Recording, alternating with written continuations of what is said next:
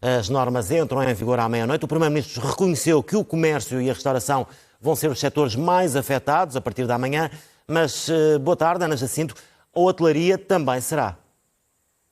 Sim, será. Muito boa tarde e obrigada pelo convite, antes de mais. É um facto, nós, como sabem, temos vindo a monitorizar estes setores, quer a restauração, quer o alojamento turístico, desde o início da pandemia, e o último inquérito que fizemos, que fechou agora no início de novembro, mesmo antes da implementação destas medidas, o cenário já era tremendamente gravoso. 41% das empresas da restauração e bebidas diziam-nos que não têm condições para continuar de portas abertas e, portanto, vai optar por insolvência. Cerca de 43% das empresas teve quebras homólogas em outubro de mais de 60%, cerca de 47% das empresas já teve que fazer despedimentos. Se olharmos para o alojamento turístico, e estava-me a fazer a pergunta relativamente ao alojamento turístico, os dados também não são melhores, porque de facto 36% das empresas tiveram quebras homólogas superiores a 90% e já 16% das empresas também nos diz que vão ter que proceder a insolvências. Portanto, mesmo antes da implementação destas medidas agora que vão entrar em vigor, o cenário já era desta forma, verdadeiramente desastroso. Portanto, estas medidas que agora se vão iniciar só agravam uma situação que por si só já é muito grave.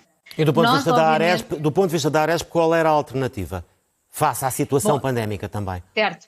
Nós, era isso que eu lhe ia dizer, enfim, não contestamos estas medidas porque também percebemos que o Governo se implementou e se vai implementar, digamos assim, estas medidas é porque tem razões suficientes para que estas medidas sanitárias sejam cruciais para combater a pandemia que sabemos que está numa situação gravíssima. Agora, o que nós dizemos é, a ser assim, nós precisamos de apoios robustos às empresas e os apoios que têm vindo a ser anunciados ainda precisa de mais apoios anunciados. Ou precisam que os que existem sejam efetivos? São coisas diferentes. Precisamos, é verdade, tem toda a razão. Precisamos que aqueles que existem entrem efetivamente nas empresas, mas precisamos de mais, porque atendendo à gravidade da situação já percebemos que aquilo que existe é muito insuficiente. Nós apresentámos, como sabe, porque tornámos esse documento público... Mas dê-me um exemplo de um tipo de ajuda que ainda não está regulamentada e que do vosso ponto de vista era absolutamente essencial. Olha, não está regulamentado, por exemplo, o Adaptar 2.0, que foi um instrumento criado para apoiar as empresas nestes custos adicionais que as empresas têm relativamente à compra de equipamentos de proteção individual, o álcool gel, os desinfetantes. Portanto, a medida, quando abriu, esgotou no prazo de uma semana, ficou estipulada que seria reforçada e ainda não existe à data de hoje. E, portanto, esse é um exemplo. A retoma progressiva, que está neste momento em vigor, só a semana passada, há que foi esclarecido que aqueles que tinham recorrido ao incentivo extraordinário poderão recorrer à retoma progressiva sem ter que devolver o dinheiro do incentivo extraordinário.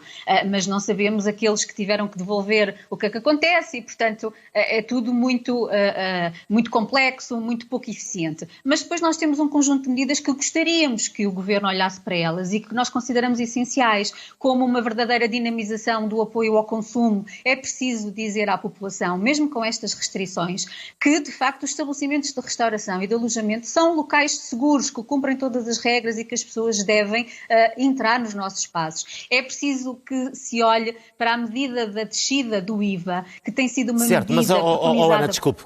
Como é que me convence a ir passar o próximo fim de semana a uma pousada, por exemplo, se eu tiver que ficar a partir da 13h fechado nas instalações? É claro que não convence e por isso é que eu digo, estas medidas são catastróficas, não é? O que eu digo é que, tirando os fins de semana, nós temos um horário de encerramento, no caso da restauração, porque no caso do alojamento não há horário de encerramento, mas no caso da restauração até às 10h30. E o que eu peço e que é urgente salientar é que usem os nossos estabelecimentos e mesmo que seja até às 10h30, que é o horário de fecho, que não deixem de jantar aos estabelecimentos de restauração. Mas eu estava a falar-lhe das medidas e elas são 10. Eu enumerei algumas, estava a falar da questão do IVA que me parece também mas não podemos ir a todas, porque senão ficamos até às 8 a conversar. Portanto, peço-lhe que conclua com brevidade, por favor.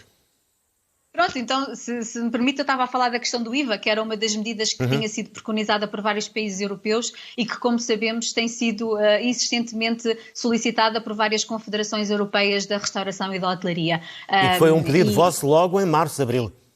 É verdade, é verdade. Algumas destas medidas que colocámos em cima da mesa já vêm desde março e por isso a nossa insistência e a nossa alerta que já devíamos ter avançado com algumas das medidas que preconizamos desde março para assegurar estes setores de atividade que, como viu, está numa situação de verdadeiro colapso se nada se fizer, não é?